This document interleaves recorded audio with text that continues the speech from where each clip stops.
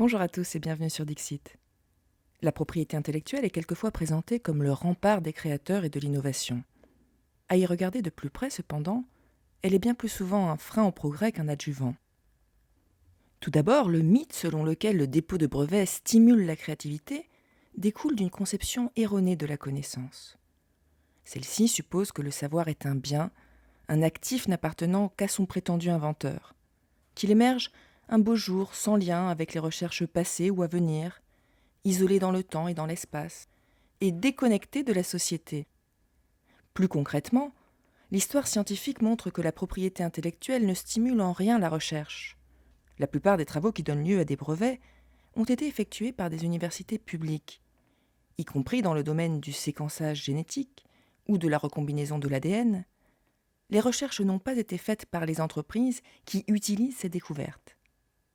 Donc, les organisations qui recherchent et celles qui déposent les brevets sont deux catégories bien distinctes. Les entreprises tirent souvent les profits d'un travail qui n'est pas le leur et ne partagent pas avec la société les bénéfices des découvertes qu'elles valorisent.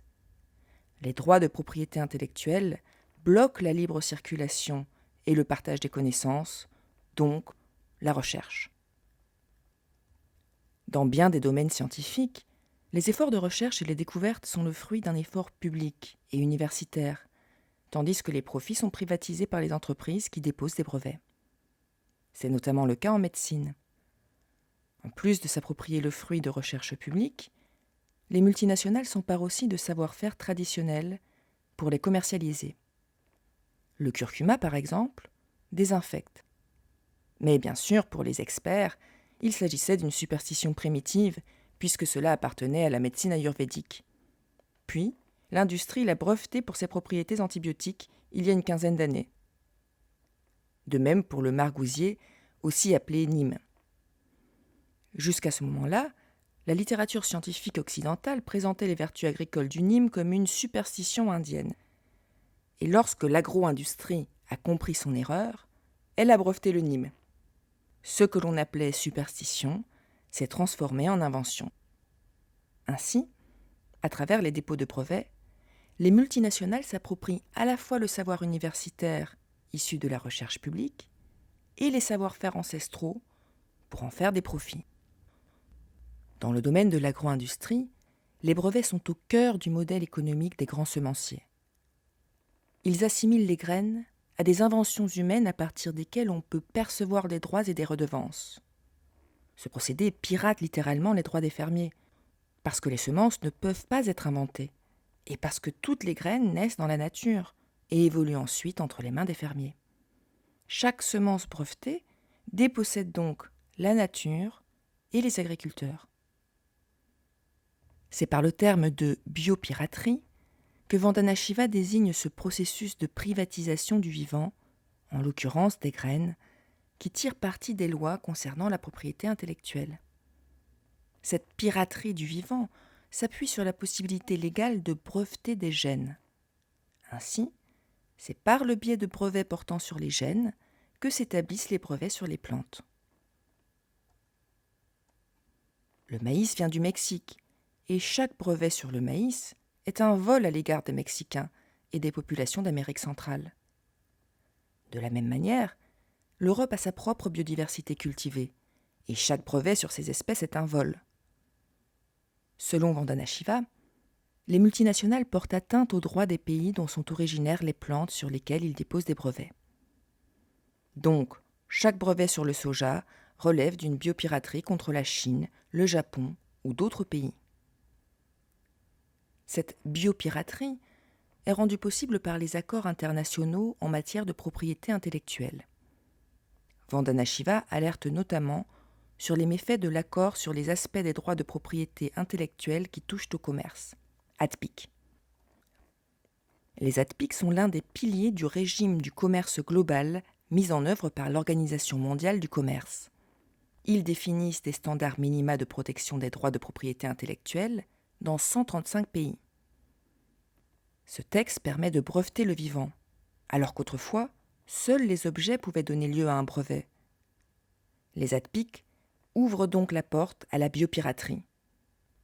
Ils offrent aux entreprises un outil juridique pour faire de la biodiversité une marchandise.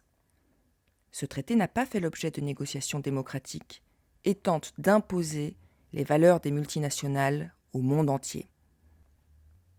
Ardemment défendu par les États-Unis, l'accord sur les ATPIC a ouvert la voie au brevetage des semences et du vivant en général.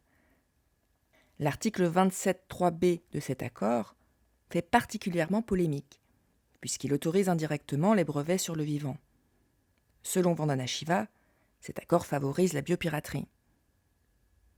C'est un instrument de protectionnisme au service des monopoles industriels sur les semences, mais aussi sur les technologies, les gènes et les médicaments.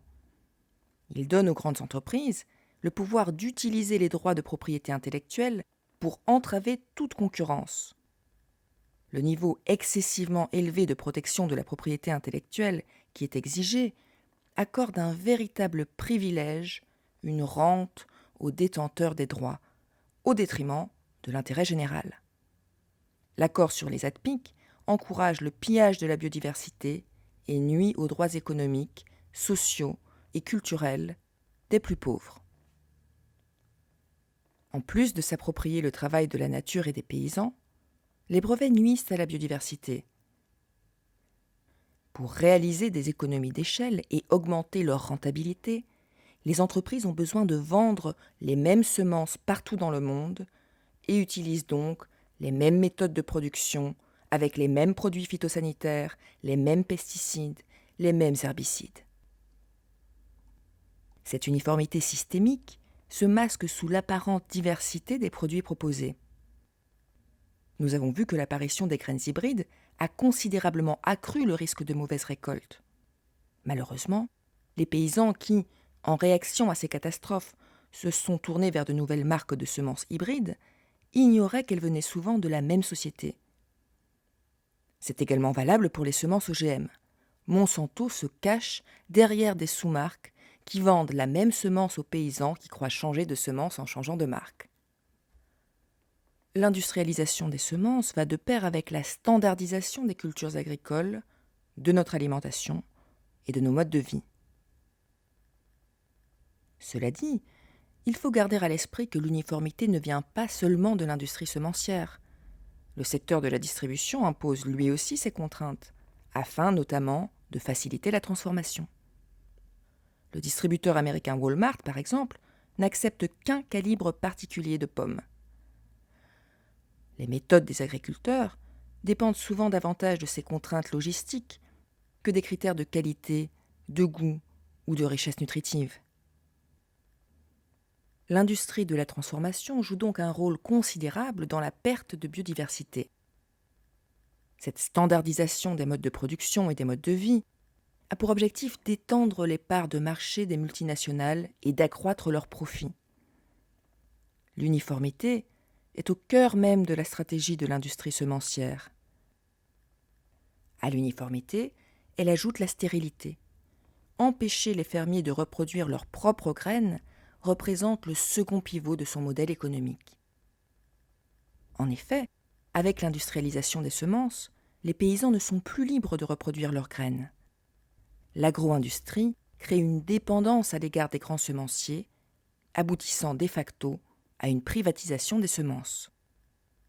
Cette privatisation met un terme à la responsabilité historique des agriculteurs, qui était de préserver les graines, de les reproduire et de les cultiver à leur guise, avec leurs méthodes et leur capacité de vendre leur production à un prix basé sur la qualité de ce qu'ils produisent.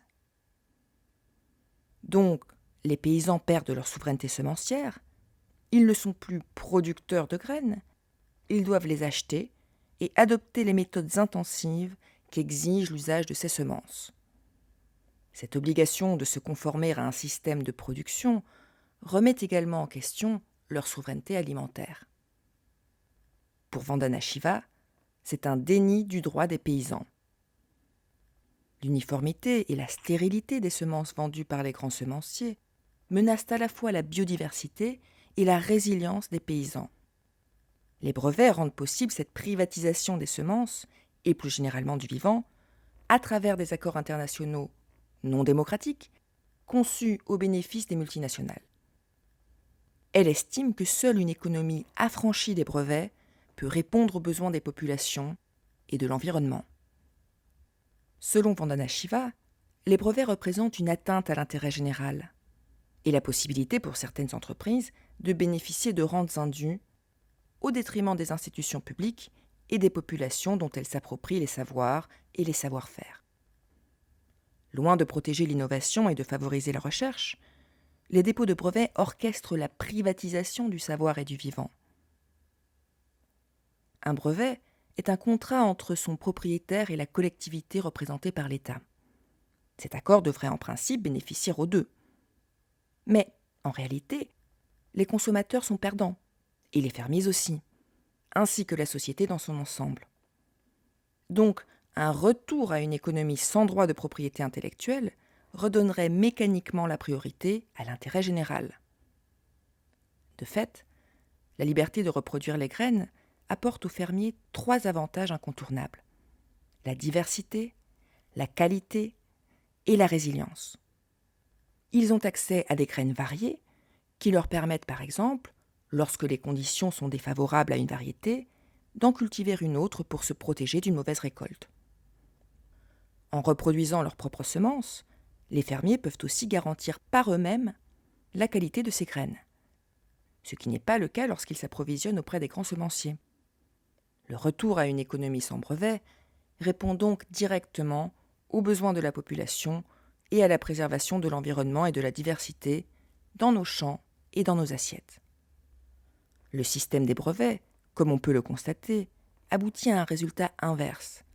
Il est basé sur l'uniformité, la standardisation, l'absence de qualité et la vulnérabilité. Rappelons que les 2/3 du marché mondial des semences et 65% des brevets sont entre les mains de 10 firmes agrochimiques. Pour Vandana Shiva, ce phénomène de concentration qui tend au monopole menace directement nos fragiles démocraties partout dans le monde. La concentration transforme la démocratie en un outil à la disposition des entreprises, alors qu'elle devrait être organisée par et pour le peuple. C'est pourquoi il apparaît urgent de légiférer sur ces questions pour reprendre le contrôle du système alimentaire actuellement aux mains de l'agro-industrie. Partout à travers le monde, l'une des grandes décisions dont nous avons besoin est la soumission des choix qui concernent ce secteur à un processus démocratique au niveau national, c'est-à-dire dans les parlements des différents pays. Le système alimentaire est un enjeu trop important pour être laissé au bon vouloir des multinationales, en particulier les grands semenciers, qui influencent aujourd'hui de manière décisive les lois sur ce thème. Il est également nécessaire d'abolir le système des brevets et la surprotection des droits de propriété intellectuelle dont abusent les multinationales.